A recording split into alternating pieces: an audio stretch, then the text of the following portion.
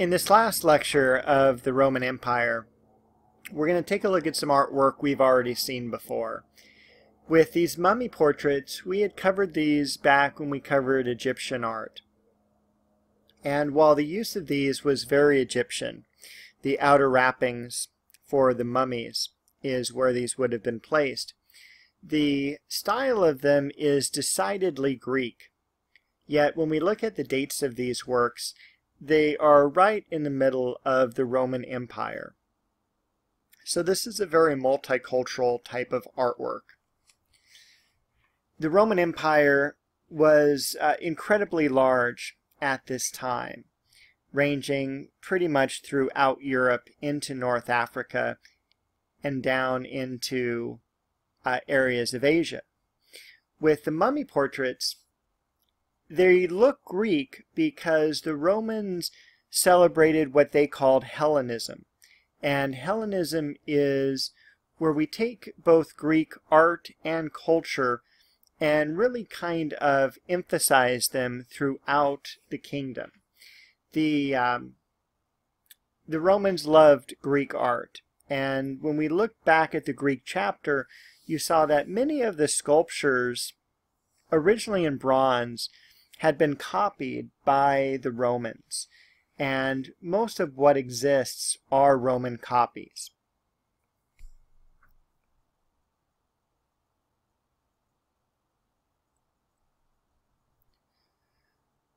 One of the greatest sculptures of this time period that we're very lucky to have remaining still is the equestrian sculpture of Marcus Aurelius. It's the largest equestrian sculpture to survive from antiquity, and it served as inspiration for later Renaissance artists, and particularly Donatello. He created some phenomenal equestrian sculptures during the 15th century. And Donatello is a very special artist in that he alone brought back many of the techniques that the Greeks and Romans had invented and perfected. For instance, the contrapposto stance. No one had done a sculpture in that technique for hundreds of years. Almost 1,000 years had gone by. But Donatello looked back at these monuments and recreated these techniques. Donatello is also a really cool artist because he lived well into his 80s in a time period that most people were lucky to survive their 40s. So he produced really about double the amount of work that a lot of the other artists produced, and it was very, very high quality work. A lot of this time spent with the Medici family, who were his patrons, and just a remarkable artist. We're not exactly sure how this escaped antiquity without being melted down. We're not even sure exactly where it stood within the city. But when we look at the sculpture, it looks extremely realistic, which is fantastic, but it's also very sad because this is really one of the last times we see that in the Roman Empire. The Roman Empire begins to decline roughly at this point, and the sculptures become very plain, very boring. They lack the individual character and identity, which this figure definitely has. And we can see that his right hand is raised as if greeting the troops or citizens. Left hand would be on the reins, and the horse itself looks like it's pulling naturally just off to the right. So there's a certain unity that exists between both the rider and his horse.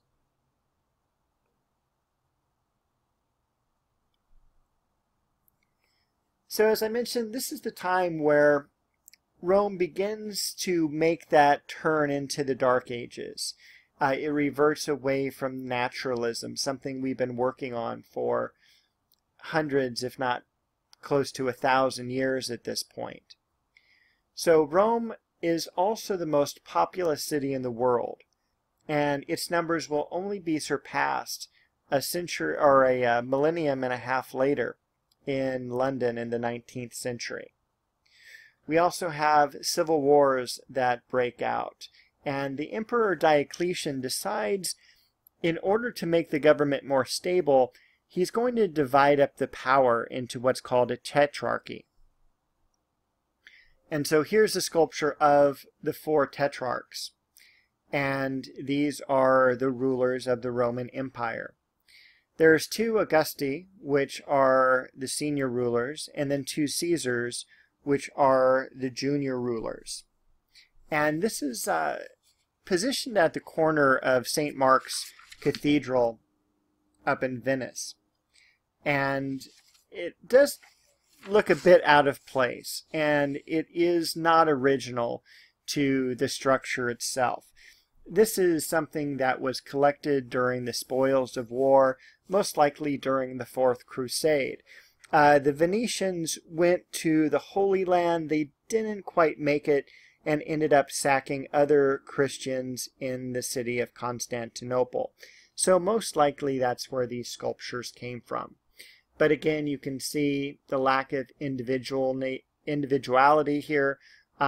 We can't identify these figures, even though we know who is leading Rome at this time. It would be Diocletian, Maximonius, Galerius, Constantius. The ones at the left are going to be bearded, and those are the ones that are the senior rulers. The ones at the right, between the two, those are the junior rulers, the Caesars. This is the Basilica of Constantine, and it is one of the really final grandiose building projects that we have in Rome. And we're not going to have buildings this large again until the Gothic cathedrals start being built in France.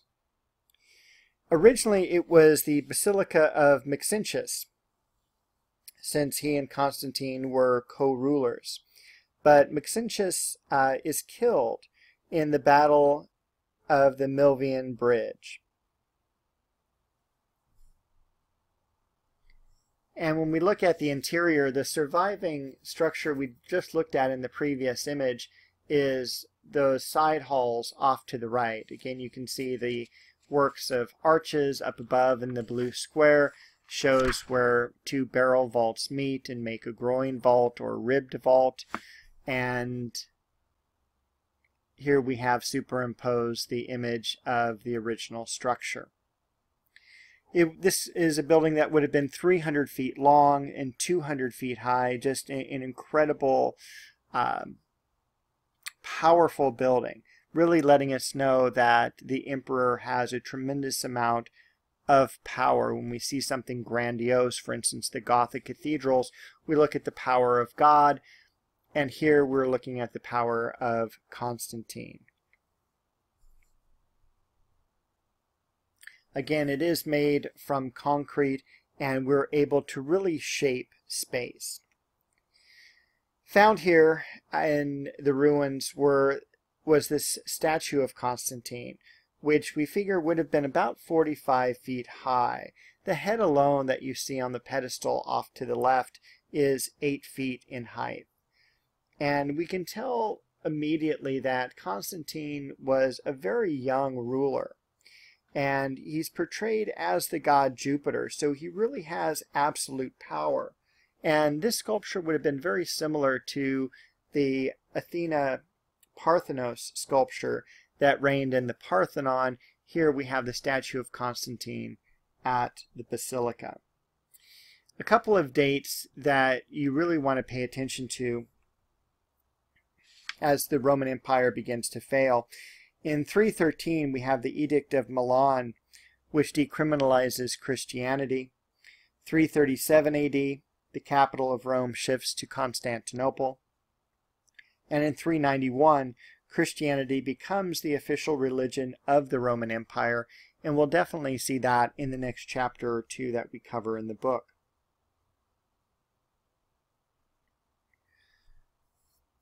the Arch of Constantine is positioned just outside the Colosseum, and Constantine left Rome after defeating Maxentius in the Battle of the Milvian Bridge and never came back to the city. So, as far as we know, he actually never even saw the arch that was dedicated to him. There were many arches in Rome, but very few exist today, and they were located in strategic areas throughout the city. Many of these would have been dedicated to the leaders who defeated foreign opposition, but with the empire in decline right now, it's really sad to think that this was dedicated to a Roman who defeated a fellow Roman.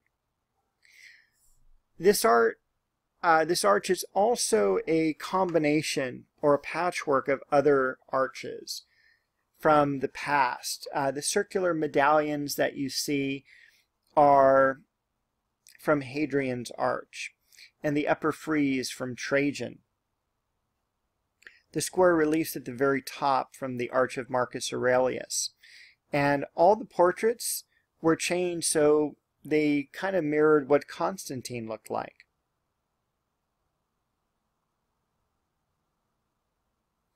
And with that, that's going to be the end of our lecture on the Roman Empire. Our next lecture is going to be kind of a fun lecture. It's going to be on art theft, looting, and repatriation. And that'll be up in about 2 weeks, somewhere right around the end of October.